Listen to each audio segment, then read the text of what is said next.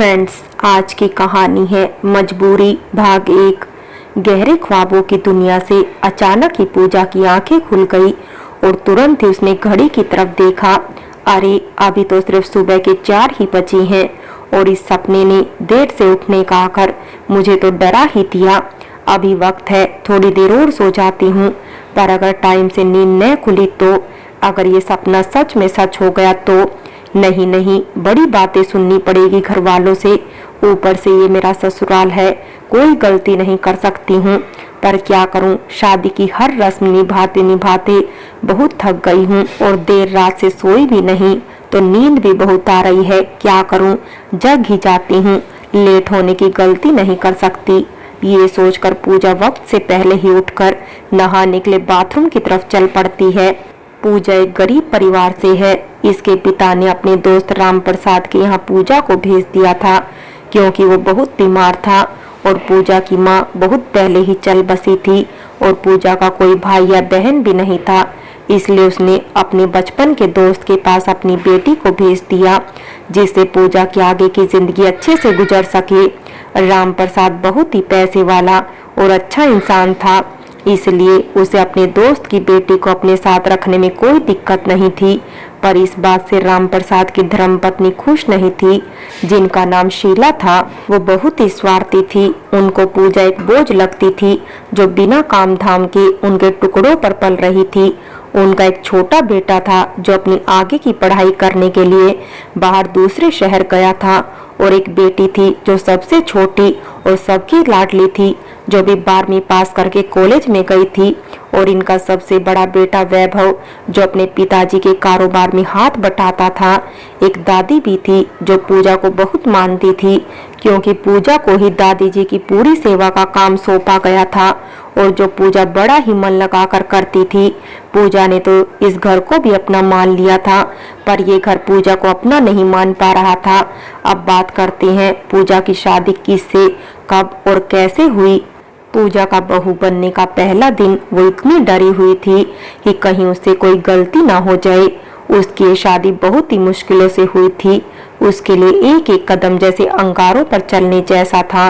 पूजा को इस घर में रहते अब 6 महीने से भी ज्यादा समय बीत चुका था, पर ये घर है, पूजा को आज भी घर से निकालना ही चाहता था। वैसे देखा जाए तो ये सिर्फ पूजा की ही नहीं, हम जैसी कई औरतों या लड़कियों के साथ ससुराल के नए दिनों में होता ही है।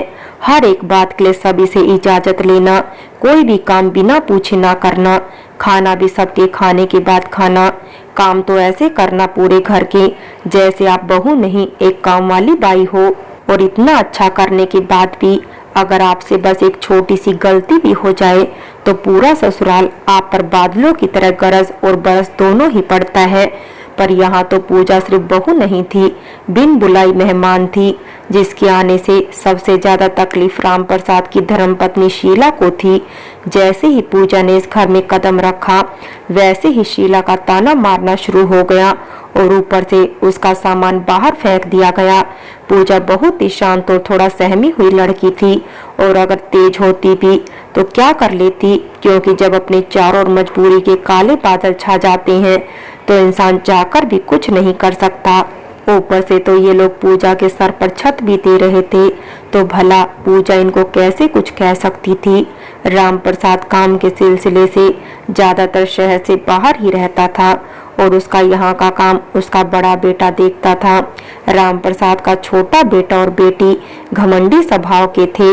वो भी पूजा को अपनी माँ की तरह ही पसंद नहीं करते थे, लेकिन उनका बड़ा बेटा वैभव बहुत ही दयालु था और उसे ये बात अच्छे से पता थी कि उसकी माँ और भाई बहन कोई भी पूजा को पसंद नहीं करता था, बस मानती थी तो उसकी दादी। पूजा का सबसे ज्यादा समय दादी के पास ही बीतता था। वो उनकी सेवा करती, उनको समय से दवाई देती, वो जो कहती उनकी हर बात मानती। पूजा और दादी के बीच सहेली जैसा रिश्ता बन गया था और वैभव भी ये बात बहुत अच्छे से समझता था और उसे खुशी भी होती थी, क्योंकि वो जानता था कि पूजा की मासूमियत का फायदा पूरा घर उठाता था। वैभव की माँ पूजा पर हाथ भी उठाती थी, उसके हाथों को जला देना, जानवरों की तरह पीटना, खाना न देना और न जाने कैसे कैसे उसे चोटें पहुंचाती थी। और पूजा चुपचाप बस सहती और आंसू बहाती रहती थी। जब पूजा यहाँ आई तो बहुत से अरमान लेकर आई थी कि शायद उसे यहाँ परिवार की कमी महसूस नहीं होगी, क्योंकि उसके पिता ने अपने दोस्त राम प्रसाद के बारे में उसे बताया था कि वो बहुत ही अच्छा इंसान है। उसने हमेशा मेरी मदद की है। आज भी वो मेरी तबीयत के बारे में जानकर तुम्हें खुशी खुशी अपने घर में अपनी बेटी की तरह रखेगा। पर पूजा के साथ सब उल्टा हुआ। पूजा से सारा दिन मजदूरों की तरह काम करवाना और एक छोटी सी गलती होने पर शीला का उसे जानवरों की तरह पीटना। कभी तो पूजा को खाना भी उसके बच्चों द्वारा छोड़ा हुआ मिलता था, तो कभी कभी भूखे पेट ही उसे सोना पड़ता था। जब कभी राम प्रसाद घर आता तो शीला के हाव भाव ही पूजा के लिए बदल जाते थे और राम प्रसाद के जाते ही वो फिर पूजा पर जुल्म ढाने लगती। शीला ये बात बहुत अच्छे से जानती थी कि इसकी सास मतलब की दादी पूजा को बहुत मानती थी, और अगर दादी के सामने कोई कुछ भी पूजा को भी कहता तो दादी उसकी खटिया खड़ी कर देती थी। कहीं दादी राम प्रसाद को सब सच न बता दे, इसलिए कहीं ना कहीं शीला भी इस बात से डरती थी। पर पूजा पर जुल्म करने से बिल्कुल भी नहीं डरती थी। वो चाहती थी जल्द से जल्द वो ये मुसीबत इस घर से बाहर हो जाए। इसीलिए वो पूजा की शादी के पीछे लग गई कि कैसे भी करके इसकी शादी हो जाए और हमारा इससे पीछा छूट जाए। पर साथ में वो ये भी चाहती थी कि पूजा की शादी में एक पैसा भी खर्च ना हो, क्योंकि एक लड़की की शादी में कितना खर्चा होता है ये सब हम बड़े अच्छे से जानते हैं, और शीला भी बहुत अच्छे से जानती थी। इसलिए वो किसी भी लड़के के साथ पूजा की शादी करना चाहती थी। वो आए दिन किसी न किसी को पकड़ कर लाती और उसे पूजा की शादी की बात करने लगती। पूजा न चाहते हुए भी हाँ में सिर हिला देती, पर अंदर ही अंदर बहुत रोती। ये मजबूरी दादी बहुत अच्छे से समझती थी, पर आखिर दादी भी तो अब उम्र से बूढ़ी हो चुकी थी, तो वो ज्यादा कुछ नहीं कर सकती थी। और पूजा में इतनी हिम्मत नहीं थी कि वो शीला के खिलाफ जा सके। पूजा रोज की तरह घर का सारा काम करके दादी की सेवा में लगी हुई थी कि तभी एक आदमी घर पर आया। पूजा ने उसे अंदर बुलाकर बैठने को कहा। तभी शीला आ गई। अरे आप आ गए, आपके ही इंतजार में मैं बैठी हुई थी, स्वागत है आपका। इतने में शीला ने मेहमान के लिए चाय और नाश्ता बनाने के लिए कहा। कुछ देर तक वो आदमी और शीला बातें करते रहे। फिर जब पूजा बाहर आई तो शीला ने पूजा की तरफ इशारा करते हुए कहा, तो कैसी लगी बन्ना साहब की होने वाली पत्नी। पूजा ने जो ही उस आदमी की तरफ देखा, उसके हाथों से चाय और नाश्ते की ट्रे गिर गई और वो घबरा गई। वो इतना घबरा गई कि उसके आंसू गिरने लगे। तभी शीला गुस्से से उठी और पूजा को बहुत बुरी तरह से पीटने लगी, और जब पीटकर मन भर गया तो खरी खोटी सुनाने लगी। तभी अचानक से वैभव आ गया।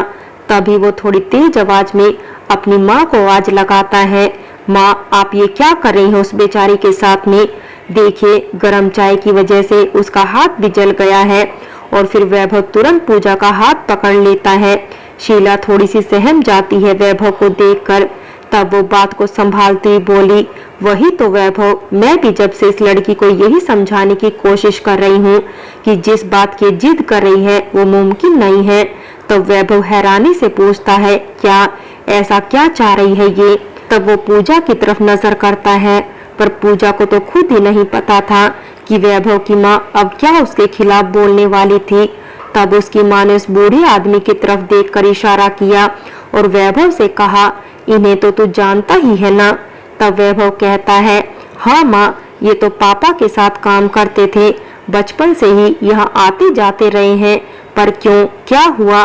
तब शीला दिखावटी आंसू बहाते हुए कहती है, ये लड़की से शादी करने की जिद कर रही है।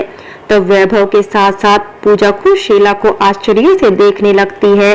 फिर जब वैभव पूजा की तरफ देखकर उससे इस बारे में पूछता है कि क्या ये सब सच है, क्या तुम इनसे शादी करना चाहती हो, तब पीछे से शीला पूजा के हाथ को जोर से दबाकर धमकी देती है, अगर उसने हाँ में जवाब नहीं दिया तो उसे घर से बाहर निकाल देगी। ना चाहते हुए भी पूजा ने ही हाँ में सिर हिला दिया, पर उसका मासूम चेहरा और बारिश की तरह बहती आंखें कुछ और ही कह रही थी। ये बात सुनते ही वैभव को पूजा पर बहुत गुस्सा आया और वो उसका हाथ छोड़कर अपने कमरे में चला गया। फिर शीला ने पूजा को नीचे गिरी चाय साफ करने के लिए कहा और उस आदमी के साथ हंस हंस कर बातें करने लगी। कुछ दिनों में शीला उस बूढ़े आदमी के साथ पूजा की शादी की तैयारियों में जुट गई। यहाँ वैभव पूजा के इस फैसले से बहुत नाराज था। उधर पूजा भी रो रो कर अपनी बुरी हालत कर रही थी, पर उसके अंदर शीला का डर इतना था कि वो उसके खिलाफ नहीं जा सकती थी। पर वो हर वक्त भगवान से यही प्रार्थना कर रही थी, कैसे भी करके ये शादी रुक जाए। पर कहते हैं ना, भगवान भी उन्हीं की मदद करता है जो अपनी मदद खुद करते हैं। पर पूजा ने तो यहाँ पर पूरी उम्मीद ही भगवान पर लगा रखी थी। अब सारी रस्मों का खर्चा तो शीला करने वाली नहीं थी, इसलिए उसने पैसा बचाने के लिए मंदिर पर ही सब कुछ तय कर दिया था। इस शादी से राम प्रसाद ने विरोध करने की कोशिश की, पर जब शीला ने इस शादी को पूजा की मर्जी बताई और जब पूजा ने भी इसमें हाँ कहा तो सबने फिर अपने मुंह चुप कर लिए। पर वैभव को ये बात बिल्कुल पसंद नहीं आई और न ही उसका मन मान रहा था कि पूजा की खुशी इस रिश्ते में हो सकती है, पर वो बिना किसी सबूत के और ऊपर से अपनी माँ के खिलाफ नहीं जा सकता था। यहाँ पर शीला ने पूजा की शादी की तैयारियां शुरू कर दी, पर वैभव इस शादी को शुरू से ही पसंद नहीं कर रहा था। पर वो कर भी क्या सकता था, क्योंकि पूजा खुद अपना साथ नहीं दे पा रही थी, तो वैभव अकेला क्या कर सकता था। फिर शादी का दिन भी आ गया। पूजा अपने कमरे में दुल्हन की तरह तैयार बैठी थी, तभी वहाँ शीला आती है पूजा को मंडप में ले जाने के लिए। पूजा को दुल्हन की तरह तैयार देखकर शीला उससे कहती है, कुछ भी कहो, तू लग तो बहुत अच्छी रही है, पूरी रात अपने दूल्हे को खुश करना। इतना सुनते ही पूजा शीला के पैर पकड़ लेती है और जोर जोर से रोने लगती है। आंटी, आप जैसा कहेंगी मैं वो सब करूंगी, पर प्लीज मेरी उस शादी उस आदमी से मत करवाओ। सिर्फ आप ही हैं जो ये शादी रोक सकती हैं, प्लीज मुझ पर रहम करिए। तब शीला मुस्कुराते हुए कहती है, ये शादी मैंने तय ही इसलिए करवाई है कि घर का कचरा जो कि तू है उसे बाहर फेंक सकूं, और मेरी मति मारी गई है जो मैं शादी रोकूंगी। चल अपने आंसू पोंछ और नीचे चल मेरे साथ में, और खबरदार जो बाहर जाकर कोई नाटक भी किया तो।